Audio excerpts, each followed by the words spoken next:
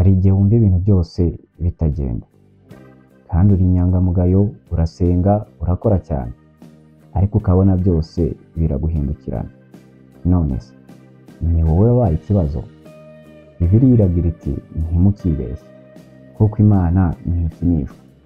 Imbuto umuntu abiba nizo azasarura.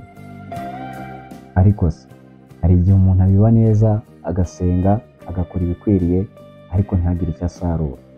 Ibyo biba bivuze iki?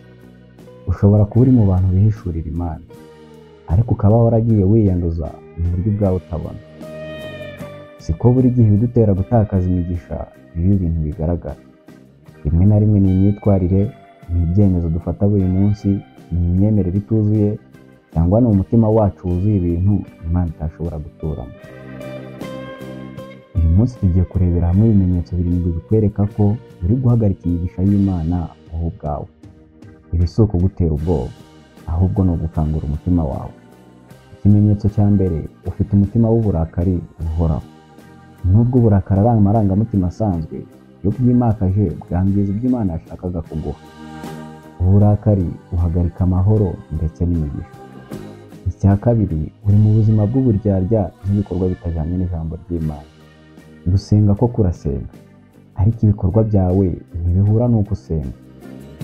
Iyo ushaka imigisha ariko ugakora ibihabanye n'ubushake bw'Imana, uba usunika kure cyane.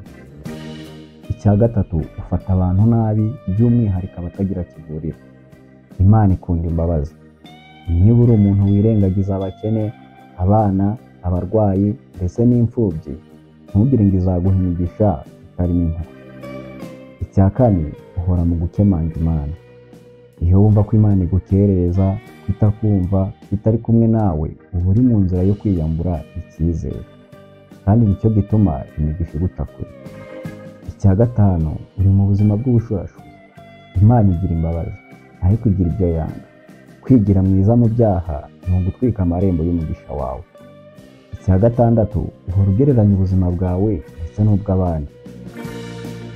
Iyo umutima wawe wuzuye ishyari, kwigaya ndetse n'agahinda kubera aho abandi bageze, uba ufunga uburyo bwo kwakira ibyo Imana yaguteguriye wowe ku giti cyawe. Icya karindwi, wahagaritse gusenga no gushimira.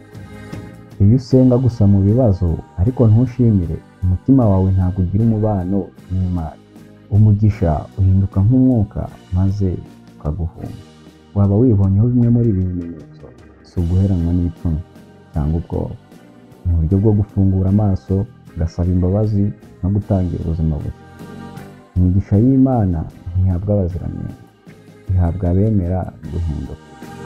Saba Imana iguhishurire aho wagize intege nke, kandi utangire urugendo rushya uyu munsi.